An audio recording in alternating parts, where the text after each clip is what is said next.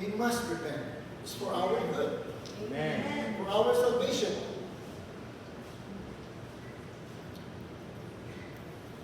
The Lord Jesus also warned us in the last times, no? False messiahs, mga mini ng mga messiah will mislead many.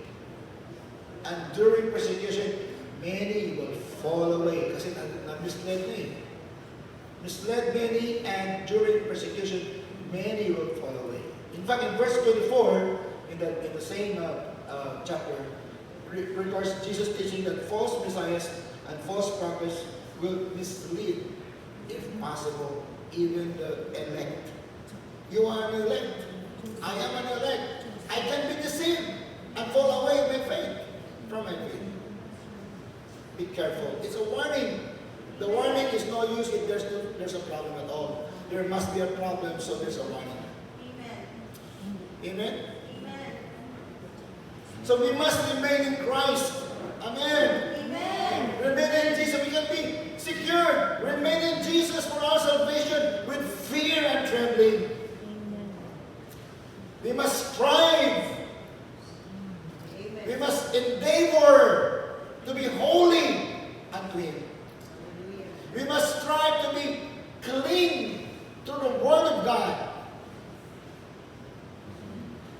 and to continue to bear the fruit of the Holy Spirit. Pagpatuloy tayo mag-bear, mamunga sa bunga ng banal na Espiritu upang tayo ay hindi ma-separated sa Kanya. Amen. Amen. Kasi namumunga, hindi ka ma-separate. Kung walang bunga, putulin. God is love? Yes, of course God is love, but God is also just.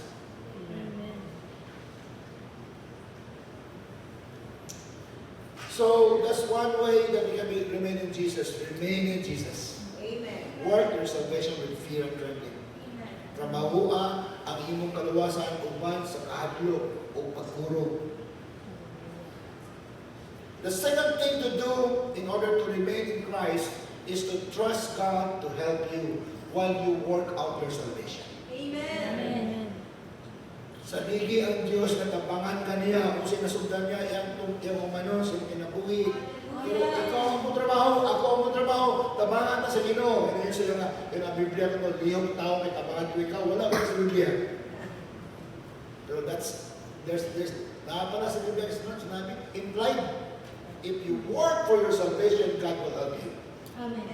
Amen. If you will not work for your salvation, no doubt, how can you be helped? You are not even interested about your salvation. If you are interested about your salvation, you will work for it with fear and trembling. Amen. Amen? Amen.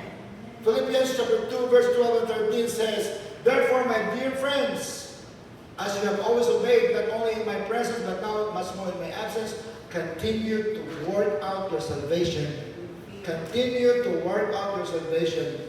Continue to work out your salvation with fear and trembling. Amen. Amen. Amen. With fear and trembling. And then verse 13 is what the verse is all about. For it is God who works. He will help us Amen. as we work for our salvation.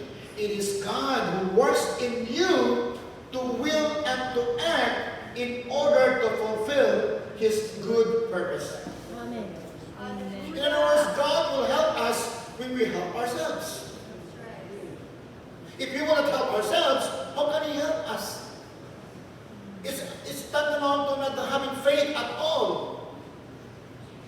It's like, bukas magyapon ko, paharan ng sunod ako, Christian naman ko. No. Work your salvation with fear and trembling. And it says in this verse, for it is good, it is God who works in you to will and to act. Ikaw yung mag-may willingness, ikaw yung mag-action in order to fulfill His good purpose. Trust the Lord God to help you while you work out your salvation. I would like to close with this. The entire 15th chapter of John, buong chapter 15 ng book of John, shows the possibility that our connection can be broken.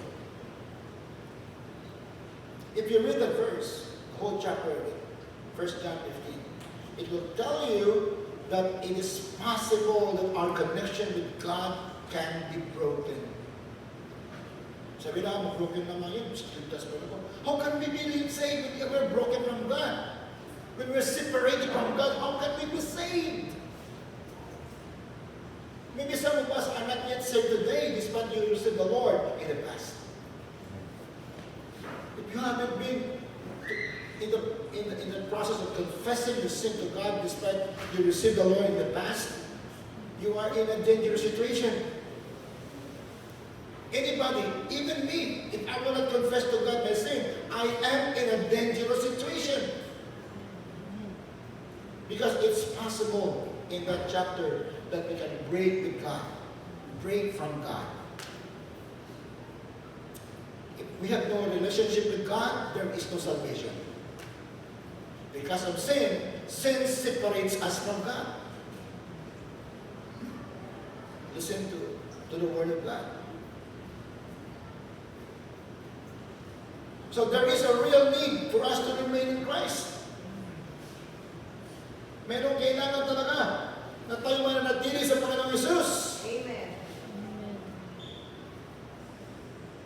It is evident that the Bible warns against the possibility of forfeiting our status with God.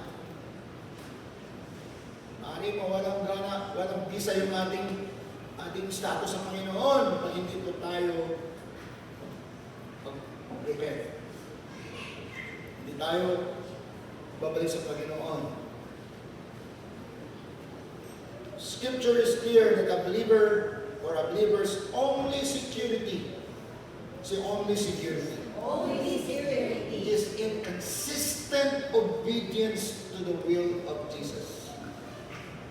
Merong consistency. Nagkamali, Lord, patawarin mo ako. Of course, hindi mo sinadya yun. Pag sinadya na, ibang storya yan. Parang okay na lang sa'yo na magkasala ka, ibang storya yan. Pero kahit balik-balik mo kasalanan na yun at nabalik mo pa rin, but you still feel bad about it, at least you say that you are convicted of God. Amen. That's right. Amen. You're convicted of God. Amen. Only security is in consistent obedience to the will of the Lord Jesus Christ. This reality fits perfectly with the biblical definition of salvation. Amen. Very perfect definition of salvation. Consistent submission to Christ. Consistent obedience to His will. Amen.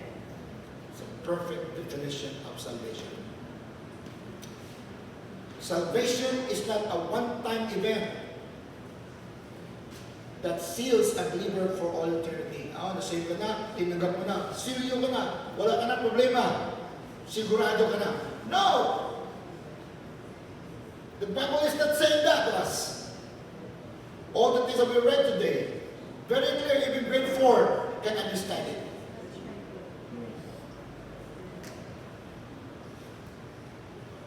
It is not a seal for a believer for all eternity, but a process that has a past stage.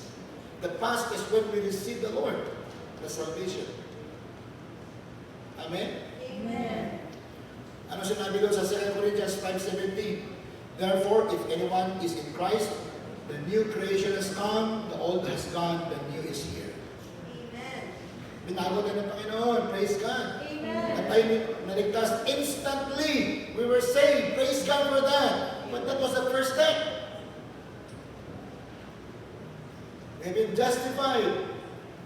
Salvation is another process. And that process is a present stage.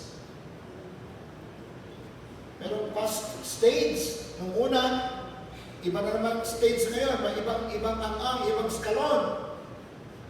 That stage is a present stage.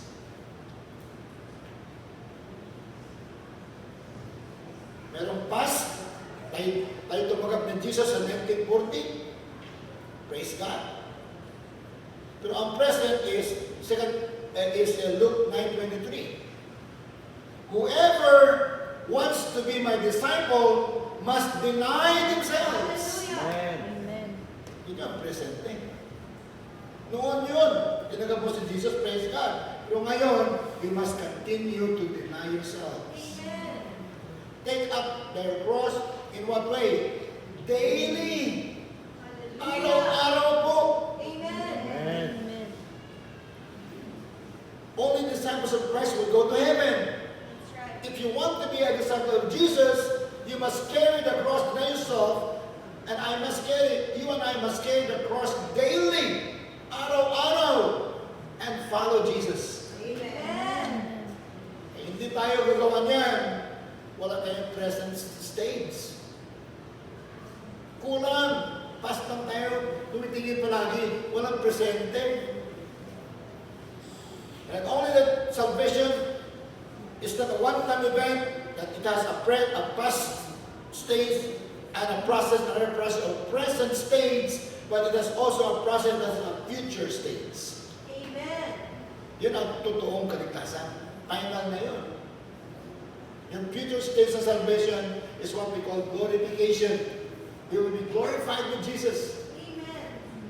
1 Peter 1:4-5 says, this inheritance is kept in heaven for you, who through faith are shielded by God's power until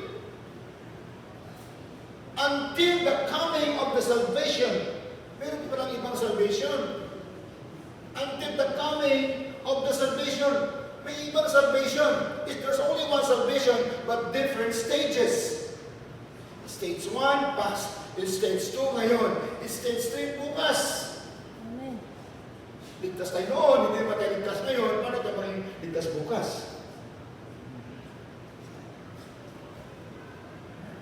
That is ready to be revealed. I-reveal pa. Yung salvation na yun. That salvation will be revealed in the last time. Pero para kay kanino ito? Who through faith, sa kanyang pananampalataya, faith is not stagnant. Faith is continuous. It is active. You can't have faith and be passive about it. Faith is active. It is alive. Amen. It works. A process that has a future stage. So we as believers must retain the option to choose. Kailangan tayo magpili. To choose a life of obedience. We must choose a life of submission Amen. to God. We must submit to His will. It's our choice. It's not God's choice. We are not robots. Mga tao tayo na mayroong pagpipili. Binigyan tayo ng Panginoon ng abilidad sa pagpili. And it is our choice that makes us go to that place. To choose to follow Jesus until the end. Amen. So when we choose to walk away from our relationship with God, we will suffer eternal separation from God as a result. Huwag naman kapatid, please, I want you all of us to go to heaven. Christ is coming soon. Amen. Don't take these things for granted. Na okay lang magkasala tayo. No! You must be careful about this. It is salvation. It is our being with Jesus forever. It's uncomparable to anything in this world. And this truth must encourage us to live godly lives. Amen. Godly lives, only unto Him. Sinless life, despite we are sinful still. We live a sinless life because we can come to Jesus right away. Say, Lord, forgive me, God. I have sinned against you. Again, salvation is an instantaneous event. the moment we sincerely accept Christ as our Savior, but it is an ongoing event as we continue to walk in holiness unto Him. Even as God continues to help us to bear the fruit of the Holy Spirit, which are included in this fruit: patience, forbearance, faithfulness. Those are the traits, the fruit that will help us to be able to go until the end. Amen? Amen. Are you willing to work out your salvation Amen. as the Bible says? Amen. Are you willing to cooperate with God as He works with you in your willingness to be holy unto Him and to be fruitful unto Him? Amen.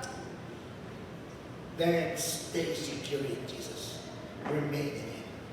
Amen. Amen. Shall we all stand, please? Glory to God. Amen. Glory to Jesus. Hallelujah.